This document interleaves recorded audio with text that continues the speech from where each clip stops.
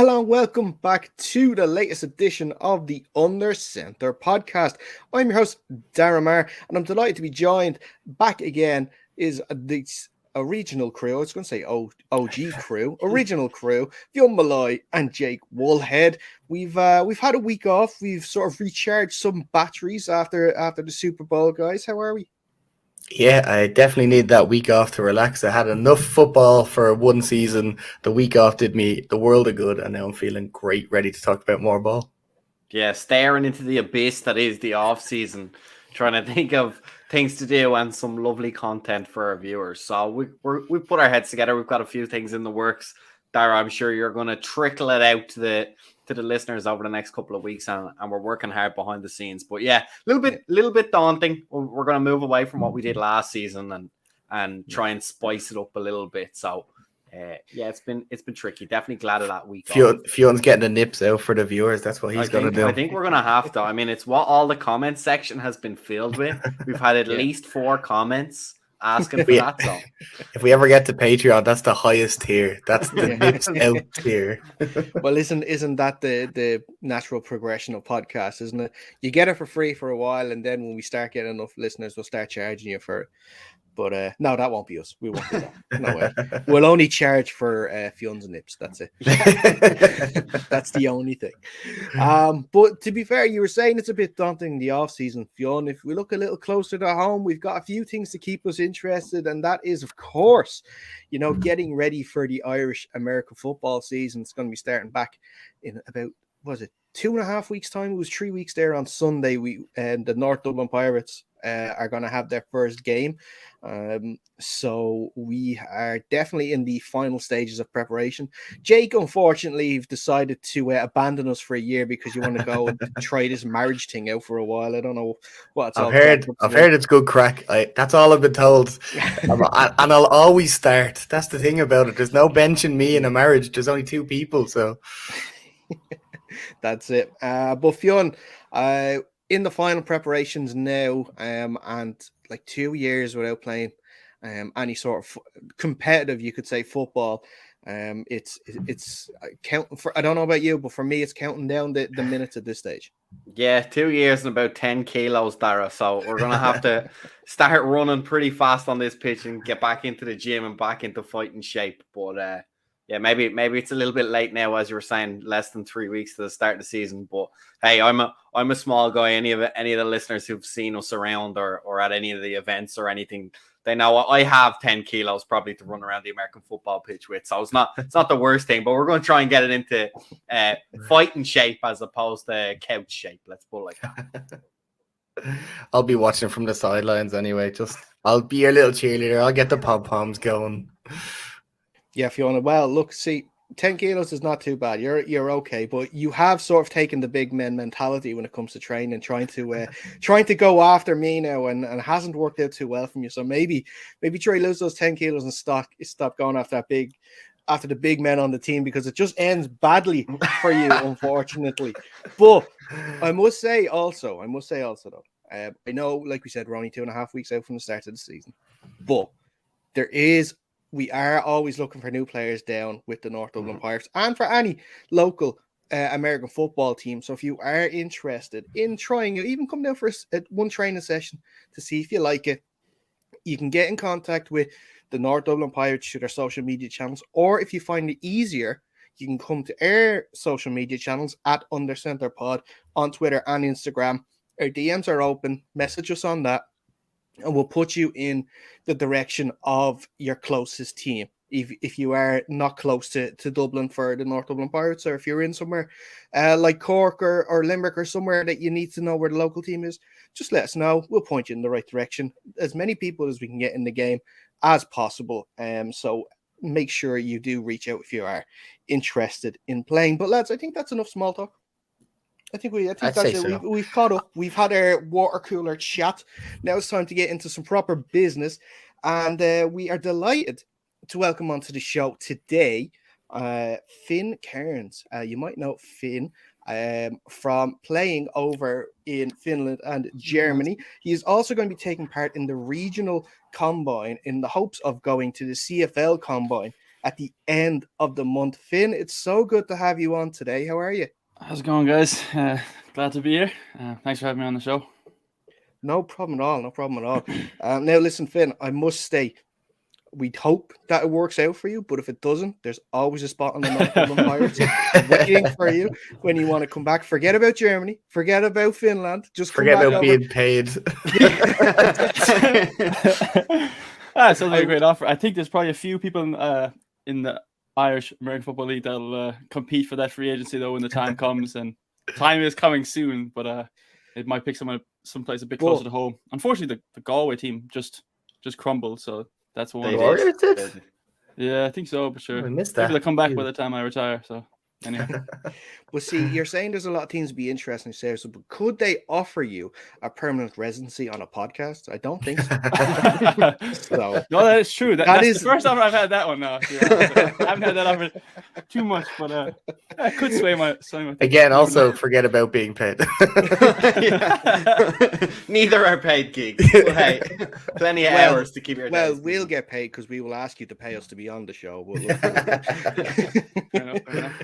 No, but seriously, let's we'll talk a little bit about the combine this weekend in a second. But for anyone that's not aware, let's have a chat about the journey to get to this point, because like you mentioned there, just from Galway originally. Leave move over to the States when you were 15 and went to high school and college in Massachusetts. And is that when sort of your love of American football just started? Yeah, 100%. I think kind of like a lot of people in Ireland that follow like a similar path to American football, somehow like I was kind of like knew about it and was like maybe watched a few games here or there, had heard about it. I would play Madden like all the time with my friends. And then, like you said, just after my junior cert, I had a chance to go to America, and obviously getting that opportunity, I was like, oh, I'm definitely gonna have a go at American football. And then kind of like one opportunity after another, like I got to play from that playing in high school, I got to play a chance to play in college there, and that definitely solidified my love of the game for sure, because it would have broken it if not. But after that, then I just kind of like kept kind of finding ways to keep playing, and that's how Finland came about, and then on to Germany, and kind of really how I discovered like the European leagues.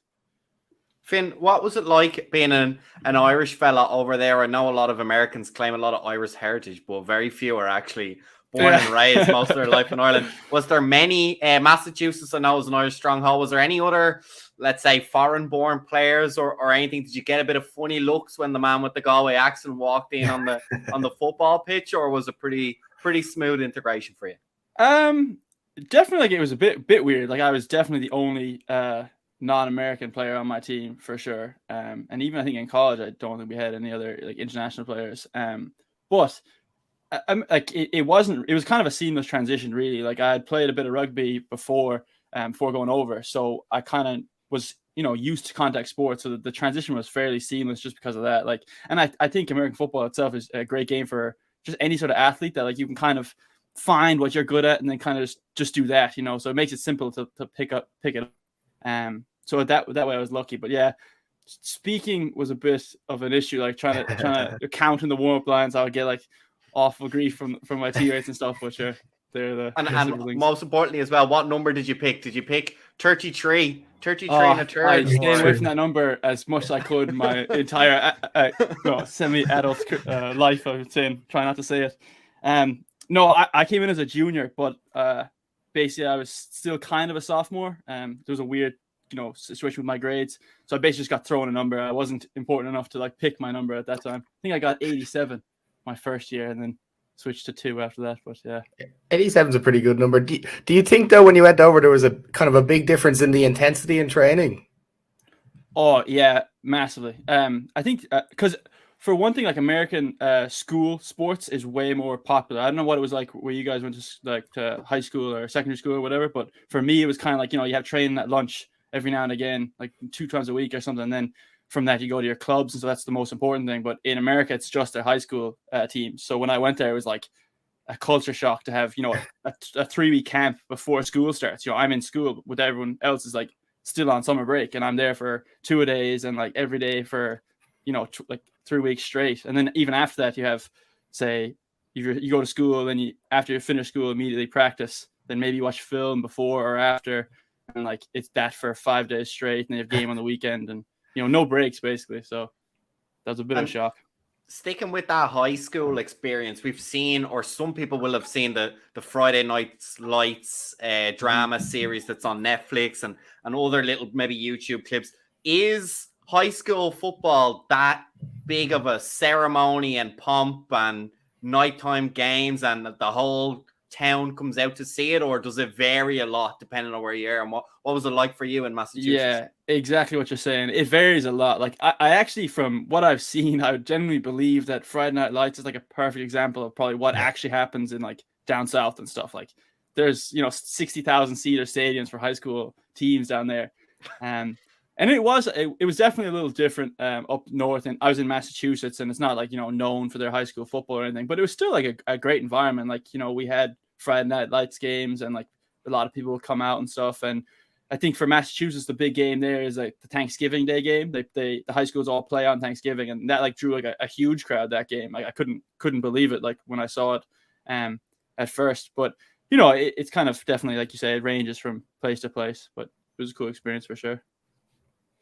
Excellent. And then you finished up in college, and you actually came back to Ireland for a little bit to play with the UL Vikings for over a span of 3 years. And sort of how did you feel like even in those 3 years? Did you see any sort of progression in the quality and say the interest in the game over here compared to obviously when you started? Yeah, I think massively. I think I can't remember if the IFL2 was there when I first arrived or came in later, but definitely like just in terms of play and stuff, like teams have been getting better and better and better every single year. I kind of came in, the first year was kind of the end of like the UL Vikings when they were playing like that real power run game kind of thing, and like since then, like you literally saw like the transition to like teams becoming able to pass, and like how like that changed the league a little bit, and like it keeps kind of getting better and better as it goes along. So that was definitely cool to see. It was nice to come back, because that's actually what made me discover football in Ireland. Like I didn't even know before I left there was actually American football here at all. And then when I was just coming back for one summer, I was like, well, I'd like to play somewhere, and I searched on Google and found the UL Vikings, and that's kind of how I got introduced to playing football here. So that was. Yeah. And sort of, do you still keep up to date with some of the lads from the team, or do you still keep up to date, obviously, with how the Vikings are doing? The Vikings, not so much. It seems like everyone that I knew on the Vikings has now switched to the South Dublin Panthers, so they've just become a team that I keep up with a little bit. But I do my best to try like follow the league, and like I play on the Wolfhounds like here, the Irish Wolfhounds. So like I know most like some of the guys from like one or two guys from like every team. So it's kind of a nice way to just kind of keep in touch with the league without, I try not to definitively stay with any team so that I can be neutral in the locker room and stuff. But that's a good way to keep it up with it. Well, the South Dublin Panthers definitely have some of the nicest gear in Ireland. I think their outfits are pretty slick at the moment. I think that's everyone's competing with them at the moment. Yeah, well, they look great when they're covered in like 2 inches of mud, because they play on they play on a field without any grass. So we have white uniforms as well that we're kind of they started as their away that we've transitioned. We kind of like the look, but like you said, it's great for those photos of the 4 captains at the start of the game. It's not so pretty at the end of the game. It's a good before photo. Yeah, you can tell who's been playing hard and like who's soft. Exactly. The uniform is nice and clean at the end of the game. Some of the bench warmers go for a little slide along the sideline. Just make it like rubbing pads in the knees. True. But you actually, and it was funny that you mentioned the Wolfhounds there, because you were part of the team that won their first ever international game against Belgium back in 2018, and you had a pretty significant impact on the outcome, because if I'm right, an interception, forced fumble, and 5 tackles as well in the win. Yeah. What was it like to sort of know that you were going to be representing your country in a sport that you play? I was going to say as a hobby, because it's a hobby for us, but obviously for you take it professionally. But even being told that you want to be called up to play for your country. Yeah, I mean, I think it's pretty surreal actually. Like, I know even it's a niche sport, but anytime you get a chance to represent Ireland and like have the name like Jesus on the back here on the front of your jersey, like that was a very surreal experience for me, and I think like everyone else on the team felt the same way. Like it was kind of an unreal opportunity, especially to play at home too, because I'd actually played when we played the Netherlands back in like 2016, and unfortunately we lost that game. But it was like an away game, so it was a bit of like a trip, and there was a bit of it was something a little different to playing in Navan, like at home in October, and having your family and friends be able to come see the game and stuff like that was really cool. And then to get a win on top of that was even more the icing on the cake. Yeah, and then tell us a little bit about your time playing in Finland and Germany, because there is 3 teams there, and I was just looking at the sort of the numbers over the last few years, and they're absolutely fantastic, which should be commended as well, because obviously you play both sides, both wide receiver and DB. So what made you make the decision to move over to I believe it was Finland first of all? Was it the Pori Bears? Is that how you pronounce it? Exactly, yeah, Pori Bears. So it basically stemmed from like when I was in college, I didn't like get to play too much, so I was basically there for the 4 years, but never really got in the field that much. Like kind of an alternate my senior year, and that just kind of fueled the fire of like, well, I basically was like training to be at this level for the last 4 years, didn't get to do it, so now I have a lot left like in the gas tank. And then kind of luckily enough, I put my name. I knew about European football because, for example, Dara Farrell had played overseas before, and there was an ex-player from my college team that had gone overseas. And so I kind of had an idea it was there, and I just luckily got reached out to by the Pori Bears, just kind of on a whim. They were saying like, would you be interested in playing? I thought it was kind of mad. Like people I've never met just messaging me being like, yeah, come on. Just play with a football for us in Finland. So I'd never even heard of Pori before. I just decided to go out there, and then kind of learned as I was out there what the league was about and how there was a decent league in Finland, decent leagues in Germany, and that kind of just led into playing here and there all over Europe. Yeah, and sort of like you said, you move on to the Ravensburg Razorbacks, and I'm guessing like you were saying. You have the teams reaching out to you in this, and they're sort of, I'm guessing they're in sort of looking at them fairly secluded parts of the countries as well. So how did you get on sort of like living in those areas where, was it sort of I say it's definitely a culture shock for sure, but did you find it difficult at all to adjust to the new environments, or was it something that you can easily adjust to?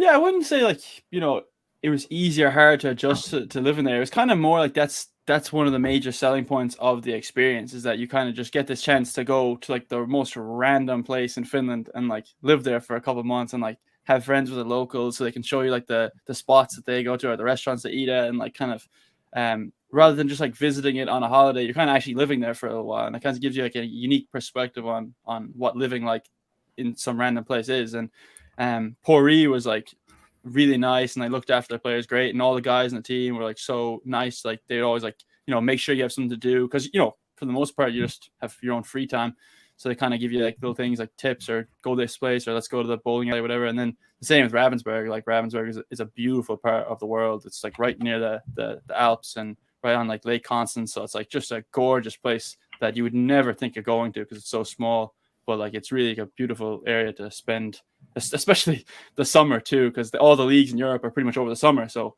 I've never been to Finland in the winter, but I just imagine it as this tropical island where it's always sunny, never winter. So Finn, I want to ask you maybe a delicate question, so be careful how you want to answer, or you can tell me no, we're going to skip that question altogether. But obviously from soccer, which is probably what a lot of people here will be most familiar with, you've different grades, right? The players playing in Ireland are not the same, getting paid the same as players playing in the Premier League or even maybe the second division over in England. So without necessarily naming any numbers, what are the wages like when you become a professional footballer in some of those smaller European, obviously we have the EFL now, or the ELF now, Right. which is kind of the top tier professional league in Europe. But what were the wages like in Finland and in Germany? Were they competitive, or did you have to kind of pick up some other jobs to get you by, or were you happy with kind of the compensation you were getting?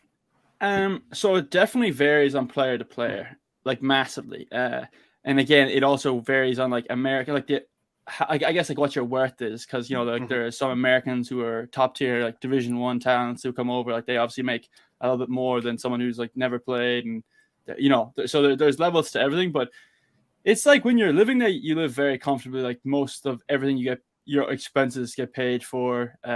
If you can your car, like they have like probably a car with the team, you can share with a few imports, you like your housing and stuff paid for, and then on top of that you kind of get like your monthly salary, which is just enough to like say travel around a bit. Like in Europe, if you want to go see like France or something that's close by, you can kind of travel if you have a bye week or whatever, but you're not like making millions like the NFL.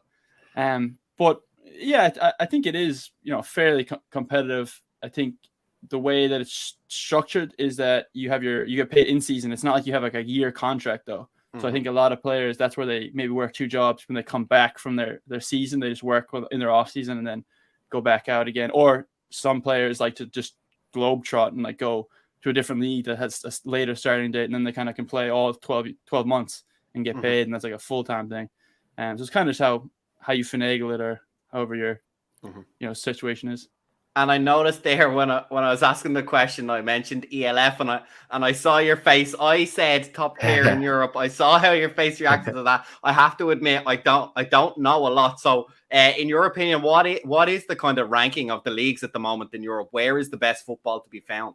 I mean, as much as I joke, I think it is probably undeniable that the ELF is definitely attracting the most talent. I was actually just laughing at the way the kind of the professionalism of it. It's kind of more, everyone is getting something in that league, but it's not far off what the GFL offers in terms of like compensation, especially for like import guys or guys who are moving from a country to live there. It's really not much different. The difference is that they kind of they look after their local players a little bit more.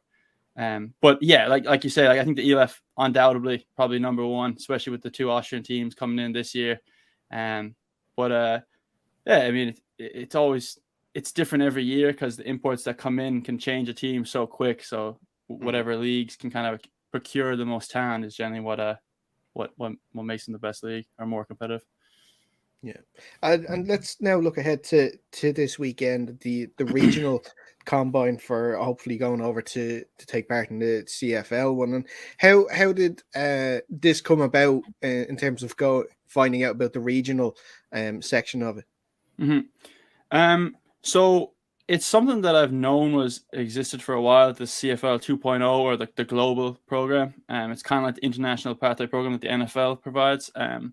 So for me, it just came about that I played in Finland last season, and their federation, the SAJL, has a kind of a deal with the CFL that they're like linked in some way. I'm not sure the specifics, but basically they offer the combine at the end of every year, and so they get the film from the Maple League games, and they were able to invite me from that based on like their like scouting or whatever. So they basically just requested that I can go to this event. I think there's seven of us going, like 1 guy from Sweden, me, and then 5 other Finnish guys who all played in the Maple League. I think one of them played in the ELF actually, but he is Finnish, so he can go. So it's basically my affiliation with that league is what allowed me to be invited. Okay. And is the combine basically the same as the NFL combine, but it looks, with all the same kind of workout drills and stuff like that? Yeah, I think so. I mean, I've obviously never been, but from what the information that they've sent me, it'll be kind of like the same. Like you do your measurables, and then you do your testing, and then you kind of go onto your position-specific drills. And then, unlike the NFL combine, I think there might be a bit of competition where maybe just go one-on-one. But again, there's only 7 of us, so there's only like 3 wide receiver and DBs. I don't know how one-on-ones might work, but it might just be just kind of running routes on air. I would equate it maybe a bit more to like a pro day type feel, because they actually want to see you kind of get a bit more football skill based drills and stuff. And do they know that you, like, obviously they know you play both positions, so do you have to say, I want to be more wide receiver or DB, or do you kind of just be what you kind of want? Yeah, they actually had me listed as a receiver, but I thought I called them and I was like, oh, I actually can play both. Can I have a chance to play both? And they're like, absolutely. It's better for me because, it's essentially trying out for two different positions. Exactly. Versatility is kind of what I want, but I think I don't know if it is unusual for them, but they had me listed as a receiver, and I just asked to kind of go both ways to see if I can do both. Yeah. If not, yeah, and we kind of spoke about it off air there as well. It looks like then if you do impress on the days, well, first off, before I go into it, is it do you know anything about the scouting system when it comes to it on the day? Do you know, is it team scouts that are going to be watching you this weekend, or is it going to be scouts that are representing the league as a whole? So that I'm not sure on. I know that it just says in like the information they give me, like there'll be CFL personnel. So like you said, that could just be one or two guys that are going to report back to the whole of the CFL. I do know that like everything is getting kind of videotaped. So because of their COVID rules, they're like a little more strict in Canada still.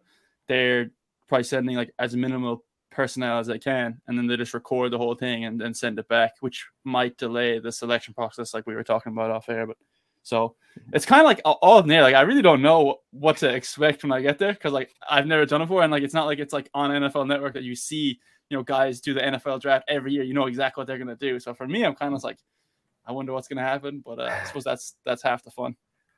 Exactly.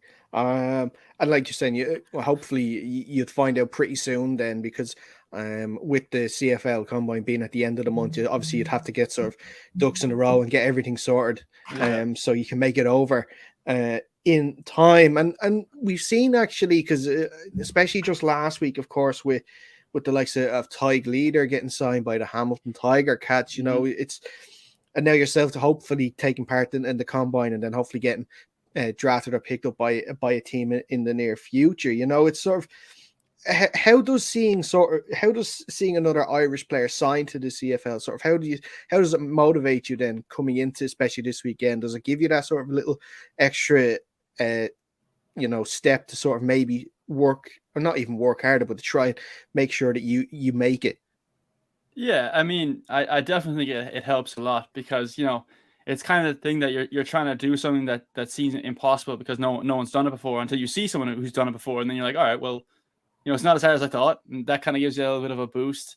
Ty, I mean, he's done like an exceptional job of coming from rugby to American football. Like you can see his success speaks for itself. So, it's great that he's going to be in the league next year, and hopefully I'll be able to join him. But yeah, definitely it's a boost for myself, but also I think a lot of other people that might see it might think, now that there's a couple of people who've done it, like it's definitely possible. So maybe people from all over Ireland can start to like pick up on the opportunity. Finn, have you brushed up on the CFL rules? Because obviously there's a few differences, the 3 downs and kind of weird rules like that that just make no sense to me now. Yeah, I don't even know. The running up must help you as a wide receiver, but not so much as a DB, I guess. Yeah, no, I've done a bit of research. I watched like a few games now, trying to pick it up. I think the rules are, they are different. It makes it seem like it's very obscure, but at the end of the day, it's still all football. Like they're still, throwing like a odd shaped ball around a lined field, so you kind of have an idea what you're doing. And sure, for me, I think it's more just about going out there and like playing American football like the way I can play as best that I can do, and it's their job to like coach me up then on the specifics of things. I think that's the easy part from me. It's just about handling business on my end first. Yeah, I'm sure the extra large end zones are going to be great for the receiver side of you. Yeah, sure. Just run it out. Yeah, exactly. Should help anyway. Excellent stuff. Listen, Finn, it's been fantastic speaking to you this evening. We wish you all the best of luck this weekend, and we hopefully we see you in the league sooner rather than later. And also, please, if make sure you keep us up to date with how things are going over the next few weeks. Absolutely. Thanks a million for having me, guys. It was great chatting to you. Cheers, Finn. No problem at all. Before we do let you go, if anyone does want to sort of follow your journey, where can they follow you online? So I guess you just follow me on Instagram or Twitter, but I will warn you that if you follow me on Twitter, you're going to get blasted with tweets about Irish rugby and Connacht just disappointing me every weekend. That's totally okay. I'm sure we'll be all right with that. It's okay. But listen, like you said, thank you so much again, Finn, and best of luck at the weekend. And hopefully, we'll see you at that combine, and then hopefully picked up by a team pretty soon. Thanks, if it doesn't work out, North Dublin Pirates podcast appearance, it's there, it's set in stone, it's waiting for you, man. I'll think about it for sure. That's all we can ask. We are going to take a quick break. When we come back, we're going to have a look at some of the news around the league this past week.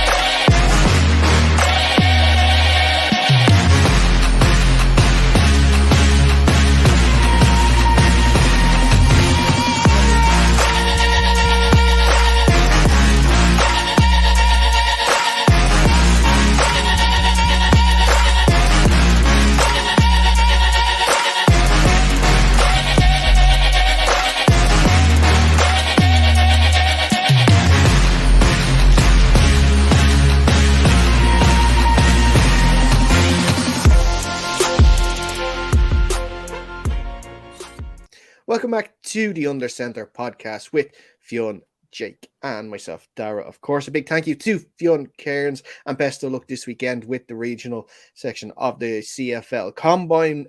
Stick to our Twitter at Under Center Pod, and we'll keep you up to date with the latest on how he's getting on with his progress. But let's talk a little bit of news, lads, before we wrap up this edition of the show. There's not a lot. No. But I found some things to talk about. And the first thing I want to talk about actually is we know who the home teams are going to be for the international games next season. So that's pretty exciting. Is it? Fionn, I'm trying here. Come on. No, I just mean they're utterly terrible games, no matter who's played in them for the last 5 seasons. So Fionn, let Dara have his moment. Come on, they can't just shitting on him immediately as he's introing us.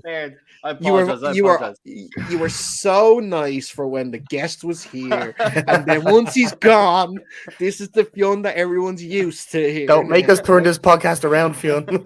Just because you have no F1 to talk about for a while, now you have to give all your energy on us, and this is what I get. This is what I get. But anyway, the Cardinals are going to be playing in Mexico City. Will be with Kyler Murray, whether we don't know. The Jaguars will be playing in Wembley Stadium. We kind of already knew that. The Saints, and for the first time ever, the Green Bay Packers will be playing in the Tottenham Hotspur Stadium. That now makes all 32 teams will play in England once the Packers have their game over in London. And then the Tampa Bay Buccaneers have been announced as the first home side in the first NFL game to take place in Germany in the Bayern Munich Stadium. It's kind of weird that they can't have names of companies as their stadium when they call it, because we all know it's the Allianz Arena, but it's Bayern Munich Stadium for this. It's kind of like, you know, when Ireland hosted the Europa League final, it wasn't the Aviva Stadium, it was the Dublin Stadium. I did not know that. Yeah, you can't have like advertising, like name. They would just accept it, but they do it in the NFL. They all have. Yeah, but like you said, like that's NFL the NFL advertisers would be like paying for their team. You got to pay to have your sponsor name in that. Oh, gotcha. Yeah, but I have been doing the research as well, guys, and I've seen that Under Center Podcast Stadium. Yeah, that'll be Crow Park when it comes back. I have been doing a bit of research. No, not all the research about who they could potentially face, because I don't have that time on my hands. I'm sorry, but I have looked at Air 3 teams and to see if there is a possibility that we could be going to see them playing either in London or in Germany, because I'm not going to Mexico. You can go if you want. I'm not going. But the Seahawks could play the Cardinals in Mexico City, obviously an NFC West matchup, divisional matchup, if they want to go that way. They could play the Buccaneers in Munich. They are meant to be playing the Buccaneers away from home. They could also play the Saints, But we kind of heard the reports there a couple of weeks back that the Saints game is more than likely to be an NFC South matchup. So that'll be either probably the Panthers or the Falcons. And I'm guessing it's going to be the Panthers because the Falcons played this past season in London. I don't think they make them go twice in the same year, unless you are the Jaguars, of course. The Giants could play the Jags at Wembley. Cracking game. Commanders will be playing. Yes. Yeah. The Commanders will be playing or I should say they could also play the Packers. The Packers is actually they're also meant to face the Packers away from home this year. The Commanders will not be playing an international game this year. Yeah, I'm fine with that. I went when they did play in Washington. They managed to somehow draw, which is like 0.5% of every NFL game. They drew with the abysmal Bengals with Kirk Cousins under center. I've been to 3 Washington games and I've never seen them win so far. So I'm not a good luck charm. That's for sure. I would go see them, but I just don't know if I will. You know, that Packers game's going to be impossible to get tickets for. Everybody's going to want to get tickets. No, because Aaron Rodgers is going to be playing in Washington. He won't be on the Packers at that point. Oh, so. Of course. Yeah, but you don't think people are going to want to watch Love play? No? Not that deep into the season. I think the Love train is going to be over after about week 3 when he throws his 10th or 12th interception. I haven't decided how bad it's going to be yet, but it's going to be. I don't know if Rodgers was to leave, and look, we won't get into this debate too much, but if he was to leave, they would definitely get a different quarterback, whether it be like a Teddy or a Carson Wentz or something like that. You know, they would definitely get another one. They might even ask Brett Favre to do it for a while because they only seem to have 2 in their history. Isn't it? Would only wear the jeans forever. That's like his thing. Given this saga, I would not be surprised if that's a load of crap that they were saying, like, no, we really like Jordan Love, and they purely drafted Jordan Love to piss off Aaron Rodgers for no other reason. Just stick him on a cheap rookie deal. What's annoying about that whole Aaron Rodgers saga is we know how it's going to end. He's going to get paid, and he's going to get it. It's going to be so annoying. They'll probably re-sign Devontae Adams as well and do a Saints where they just kick everything. Void years, 5 seasons down the road. And then they'll get to the NFC Championship yet again and fucking fail at the last hurdle anyway. Yeah, they will. But stop. That's everybody's entertainment, so you kind of can't. Fair, yeah. You know, it works. If my team can't get there, then it's not going to work for me. But what do we think though of the there are some potential interesting matchups, you know. Okay, the NFC South matchup probably won't be great between the Saints, and if it is the Panthers or the Falcons, you know, it's probably not going to be fantastic. But you know, the Packers will be an interesting one. Obviously, like you were mentioned, I think a lot of tickets are going to sell for that very quickly because they haven't actually played in London before. The Buccaneers in Munich would be interesting to see who they'd face because they have quite a tasty schedule in 2022. Early reports indicate that it's probably going to be the Chiefs. I do wonder, do you think the NFL made their decision to have the Buccaneers as the home team the first year when they thought Brady was going to play next year? Yeah, they definitely had that in mind. But having said that, like these international games always sell out. Every single game always sells out almost immediately. So whether Tom Brady was in it or it's going to be Jameis Winston or it's going to go somewhere else, it'll just kind of sell out. There's not going to be a problem with it. But even like, say, the Packers are going to sell out. But you can say that about any the Jaguars sell out every single season. Yeah. And they're always terrible football matches as well. So they are always terrible. They always fill the stadiums. Like the Jaguars have more stadiums filled in England than they do back at home. Well, look, it was the Jaguars Dolphins last year that they filled, yeah. So I know what you're saying, Jake. I know. It's the novelty though of it, you know. That's why they only have about 3 games of it. That's why they don't do one like every week. It's because, you know, if they did that, then people just wouldn't go. So if there's only 3, then everyone has to pick their games that they go to. You know, yeah, and I go every single time, every year, and I get extremely hammered, and I don't remember past halftime anyway because it's a terrible game. Well, look, see, you have your way set up. You're good. That's tradition now. Yeah. The last time the Giants played an international game, it featured an Eli Manning rushing touchdown, and that's a rare sight to see. He was not the graceful person that we all know and remember him to be. Was he ever? No, but I would be interested in going to Germany. I don't care who's playing the Bucks, but I'd say that'd just be a quality game in Germany, like Munich. Oh, big out, and that stadium looks like a fantastic stadium to visit. So yeah, it would be good. We never know. You might see the Under Center podcast rock up in Munich maybe next season. How's your German? Portland. I actually speak a very small bit of German, so I can say 1 beer, please, at least. Anyway. That's enough. Can you say, count up? So can you say 10 beers, please? Can you say 3 beers, please, and 2 pitchers for Fionn? Yeah. If we get to Germany, I'll buy you 3 pitchers. We'll get him to figure out. Can he say, "Do you have any Commanders jerseys as well?" Yeah, well, apparently you aren't saying that because I still haven't had any knock on the door about a delivery of my jersey that I won from the head-to-head that we had this season. So we all know. We all know. Specify which. Yeah, we all know. But it doesn't matter. It doesn't matter because I haven't got any. Which team? I mean, it could have been any. That's team. what I mean. It doesn't matter. You haven't sent any. Never mind which one I specified or not. Hang on, let me just go on to AliExpress and send you a jersey real quick. That's fine. That's fine. I just want something in the post. A Commander's jersey with Jones 6 on the back of it. Like that'll do. I'll take it. We'll get you a Chase Young jersey. He'll be traded immediately. Well, let's move on to our second story, and it is all about a quarterback, and it's all about Kyler Murray, because we have a clearer picture now of the Kyler Murray situation. And did you guys read the statement the other day? I flicked through it and seen the parts that was all coach speak type shit, agent speak. I shouldn't say statement. It was a novel. You know, this is J.R.R. Tolkien style, you know, Lord of the Rings. Well, it is about a hobbit, isn't it?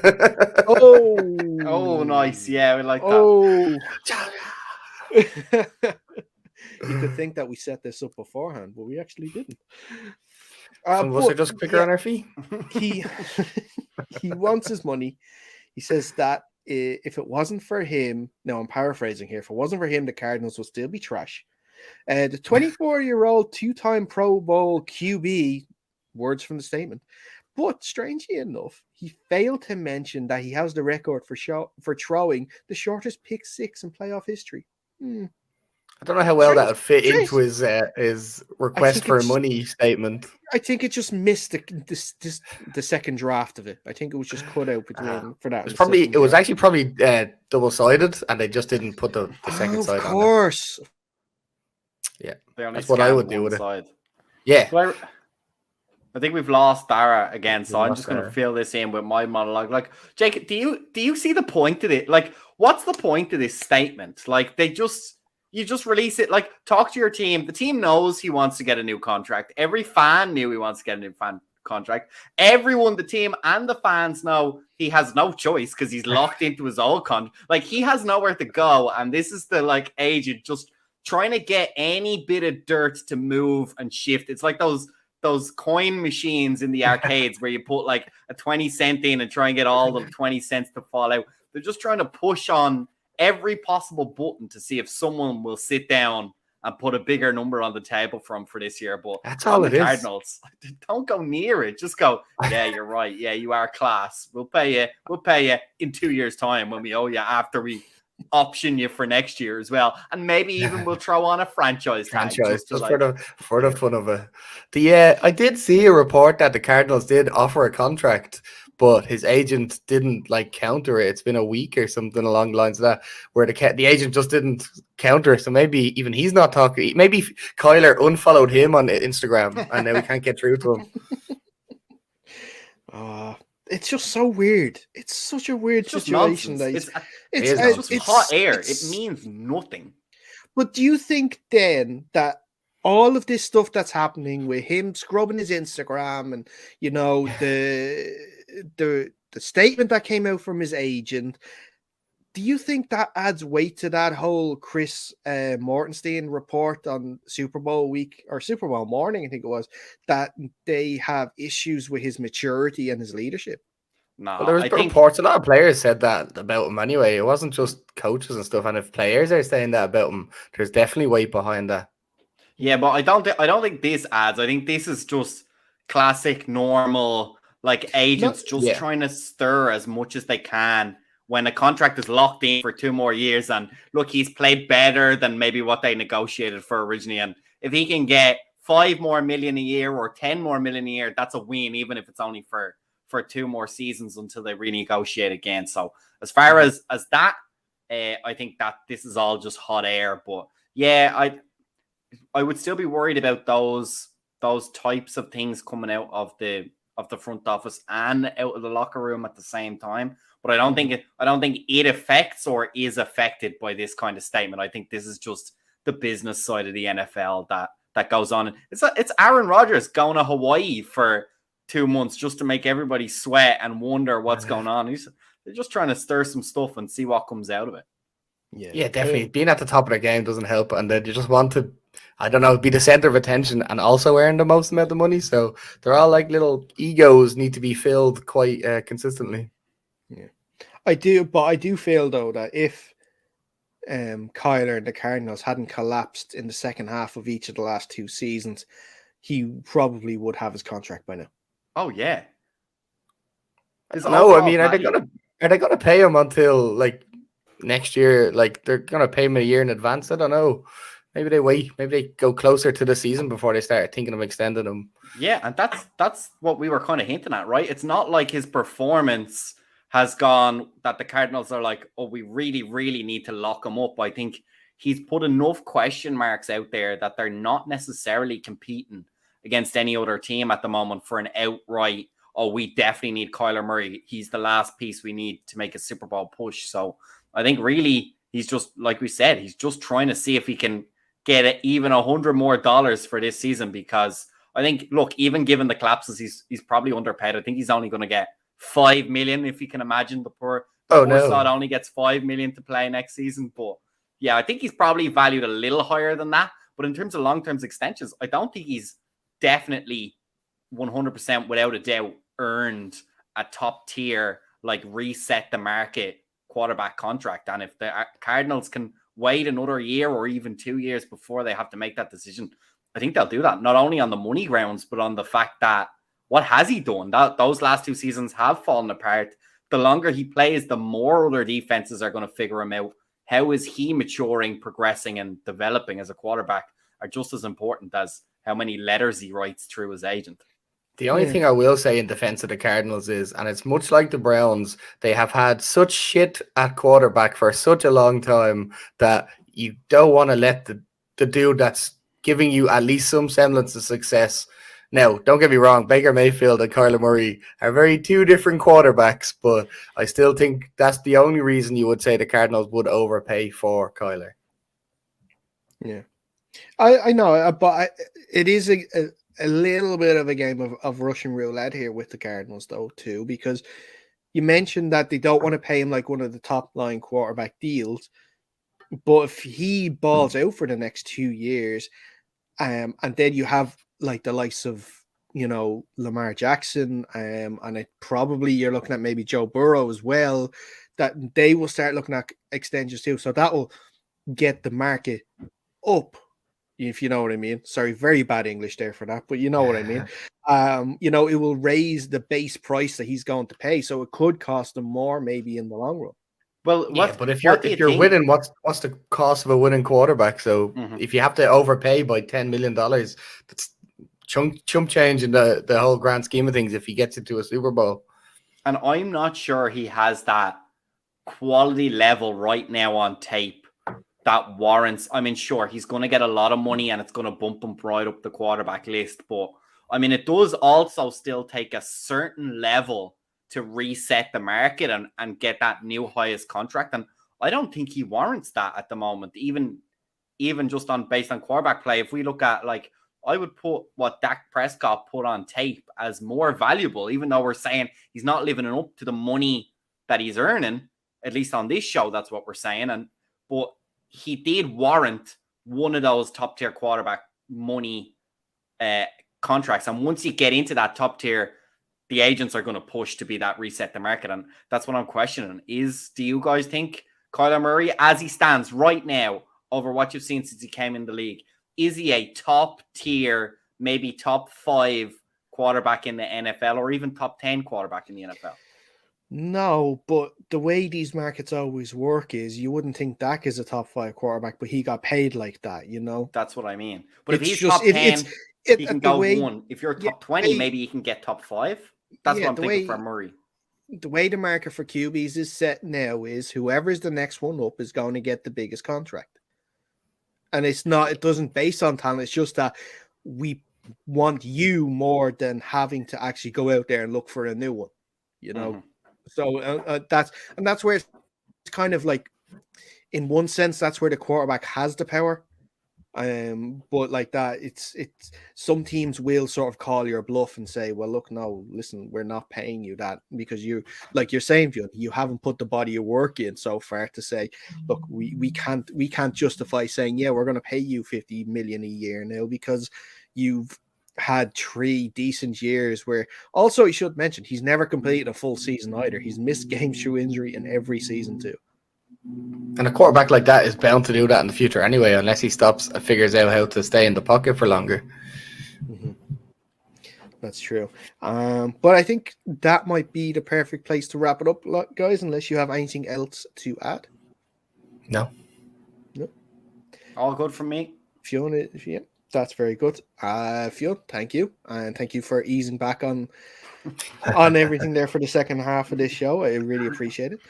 You can go back to it next week, maybe. You can you have a week worth of insults to think about there now too. Yeah, I got cold-blooded. But like I said, we will be releasing this show as a podcast as well. So if you want to listen to the audio side, if you've missed any part of it tonight, you can. Just search wherever you get your podcasts, Under Center Podcast. That's where you'll find us. Subscribe. That's where all of our shows go. All of our interviews are on there. If you want to stay up to date with all of our latest shows as well on YouTube, you can search Under Center Podcast on YouTube. Subscribe to the channel there. Twitter, Instagram, the exact same at Under Center Pod. Follow us on that. We'll keep you up to date as much as we can as well on Finn's progress. Once again, thank you to Finn Kearns earlier on for coming to speak to us ahead of the regional combine for the CFL. So hopefully he can make it to the actual CFL Combine in Canada. And who knows, he might be drafted by a team. I'd love to see him maybe on the Hamilton Tiger Cats. Go Tiger Cats, baby. That would be good. That'd be good. We'd be definitely the first 3 people to be buying Tiger Cats jerseys for next season for sure. That's what we'll get you instead. We'll get you like I said, lads, I'll take any jersey at this point. I bought a Johnny Manziel Tiger Cats jersey like a week after he signed, and he did not last very long. Yeah, so hopefully the lads do. Your jersey probably arrived after he'd already resigned again. It definitely happened. I was going to say no jersey for Jay because it's obviously a bad omen. So none of that. So when it comes to CFL teams, but that's where we're going to wrap up this edition of the Under Center Podcast. Thank you so much for tuning in. We'll see you again soon. So stay safe.